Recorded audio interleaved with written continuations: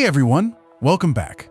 So, I've been playing American Truck Simulator for 8 years now. 8 years? That's a long time on these virtual highways. And honestly, I've grown into this pretty decent driver on the American highways.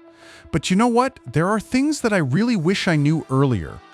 Things that would have made my experience so much better from the start.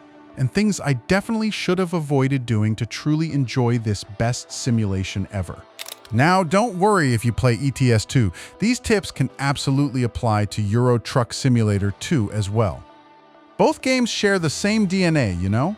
So today, this is all about what you should avoid in ATS or ETS2 and what you should do instead to get the most realistic and enjoyable experience possible. Let's dive in. All right, number one. And this is huge. This is a truck game, right?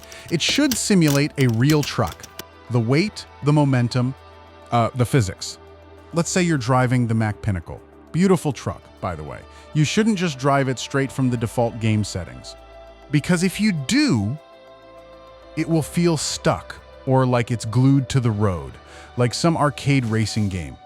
And honestly, it is not satisfying at all.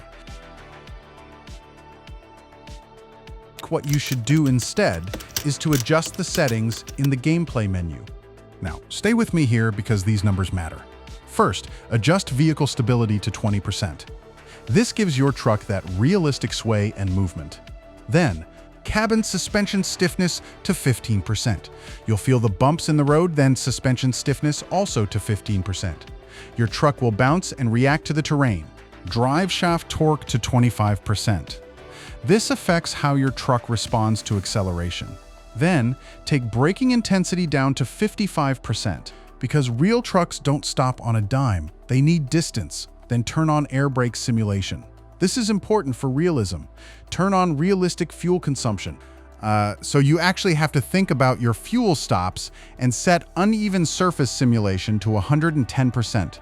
Feel every pothole and road imperfection. And don't forget to turn on cabin physics so that those accessories you bought can actually have animation. Your bobbleheads will bob, your air fresheners will swing. It's the little things with this configuration.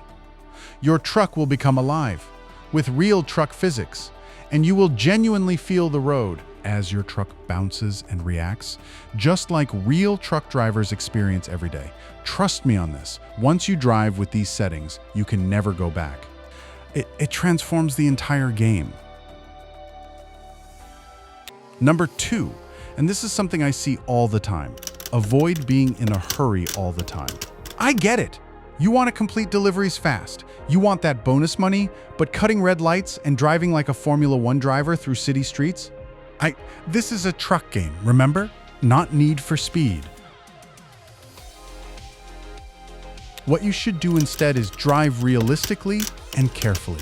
Actually stop on red traffic lights, wait for them to turn green, and drive slowly in cities, like actually slow, 20, 30 miles per hour. Stay in your lane, behind other vehicles, be patient. This will give you the real truck simulation experience in America or Europe. It's more immersive, it's actually more relaxing, and honestly, it's just way more fun. You notice things, you see the details in the cities, the other cars, the architecture, it becomes therapeutic instead of stressful. Plus, you avoid tickets and fines, which is always nice for your company's bottom line. Number three. Okay, this is really important, and I learned this the hard way, multiple times.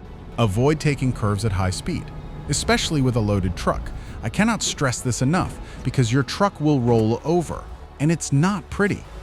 You'll damage the cargo, sometimes total loss, and damage the truck itself. Repair costs add up fast. This is especially true when you're driving certain trucks, like a Western Star, or an International Lana Star, or an Iveco in ETS2. These trucks have a higher center of gravity. They're more prone to tipping. Instead is maintain a lower constant speed when approaching a curve. Slow down before the turn, not during it, ensuring that the truck is stable enough to make a smooth, gentle curve. No sudden movements, no jerking the wheel to ensure no accidents. And protect that precious cargo. This is exactly how real truckers take curves. They respect the physics, they respect the weight they're hauling, because trucks are not for drifting, okay? They're heavy, sometimes 80,000 pounds heavy. They're top heavy with cargo, and physics will catch up with you real quick.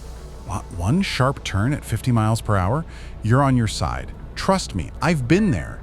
It's embarrassing and expensive.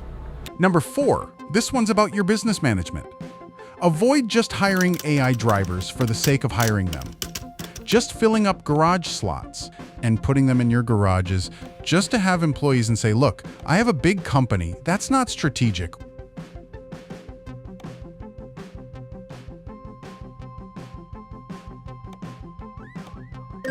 What you should do instead is to be creative and strategic with your hiring.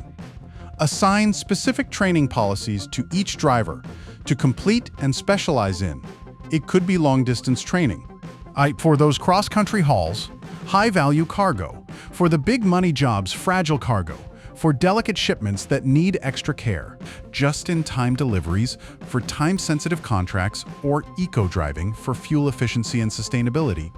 These strategies will allow your AI drivers to grow well, develop real skills, and shape your company properly. It makes your company feel more real, more professional, like an actual logistics operation.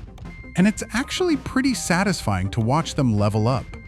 See them become specialists. Some of my drivers are long-haul experts, others are fragile cargo masters.